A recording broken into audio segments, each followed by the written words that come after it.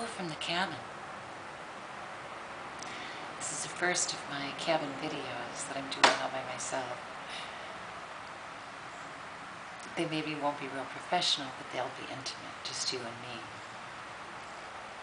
This cabin sits out in the woods behind my backyard.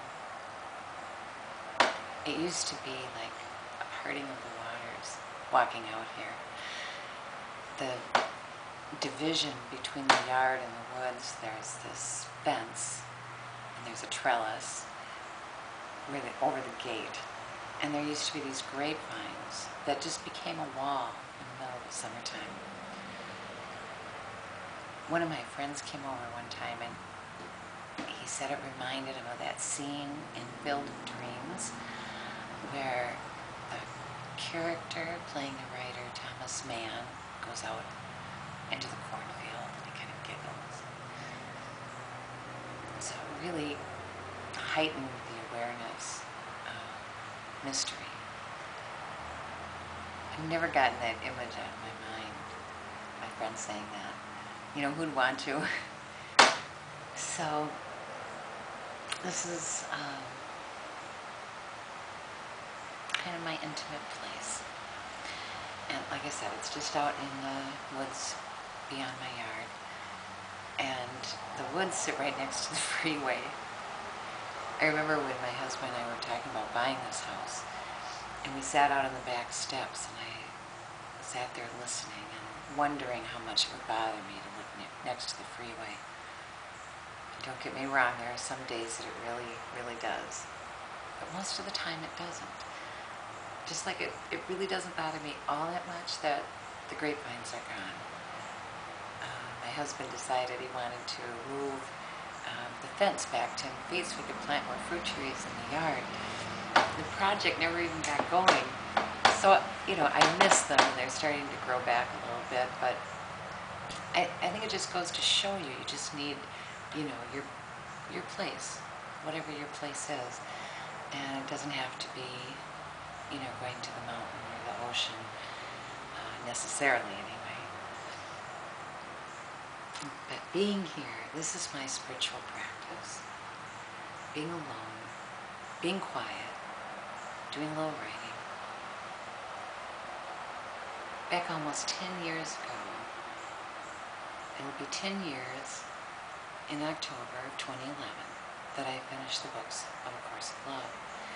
And it'll be almost the exact same time since I got this piece of land where the cabin sits, and that's not an accident. What had happened, you know, these woods were here when we bought the house, and just vacant, you know, a half-acre vacant woods, and next to the freeway, you know, not any big deal. And I used to walk back here, and one year I pitched a tent, and I kind of began to dream of having a spiritual retreat, like a gazebo or something. And then on the day after I completed the dialogues, a friend of my husband's called and said he'd seen that this empty acre was for sale as tax forfeited property. And the price of it happened to be just under the price, or not the price, but the fee I'd gotten as an advance for A Course of Love. And so it was like, because of A Course of Love, I had the money available to buy this land, which was what I most yearned for. And then, just sort of continuing on, I couldn't afford, you know, a cabin or a gazebo even for that matter. And a couple of years later, my husband knew I wanted to put something out here, and he took me to this lumber yard, and he showed me this little shed thing, you know, with a window, and it was plenty big enough for a desk and a chair, and I said, yeah, sure, that would be fine, but I really didn't want it. I wanted something, but not quite that. And then the next day, again, he does heating and air, and he was out working in this really wealthy neighborhood, and this man brought him into his great room, and he said, do you know anybody who would pull out all this paneling and the beams and the windows and everything, because I want to redo this room. So Donnie said, well, if you let me take it, I'll do it. And so that was the start of Donnie building this cabin for me. So lots of blessings. I don't usually like to tell miracle stories. I don't know, maybe it doesn't seem like that big of a miracle to you. It's just sort of the peculiar timing of it. I mean, how do miracles happen these days? You know, it's like, and knowing what I do about spiritual timing in the last 10 years, I think anything that comes, you know, with that kind of timing you might wish, or not even be expecting, that's really miraculous. But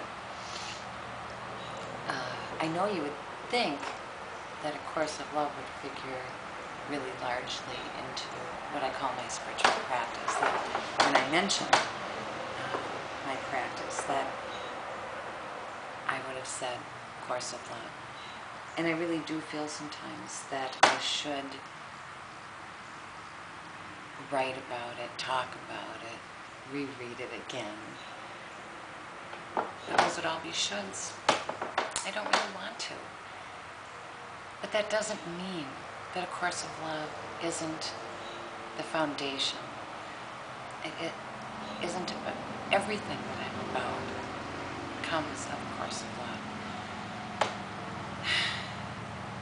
And sometimes that really ties me up nuts, and sometimes I can really embrace it, and it really embraces me.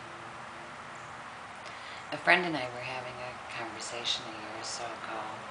He was a person who really I spent some time with in the early days of A Course of Love, and not much since.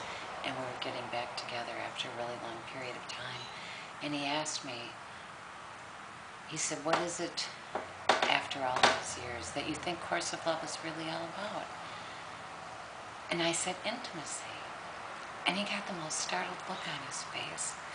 And it was because he felt the same way. So that was the same exact word that sort of occurred to him. And it was really funny because we hadn't had any contact, and the contact we did have that day didn't even go all that well. We were real different. And it was obvious that day, but in that particular thing, that, you know, choosing of the word intimacy as what the Course was all about, we were dead on. I suppose everyone has their own way of being intimate. It's whatever starts out feeling intimate in the first place, you know.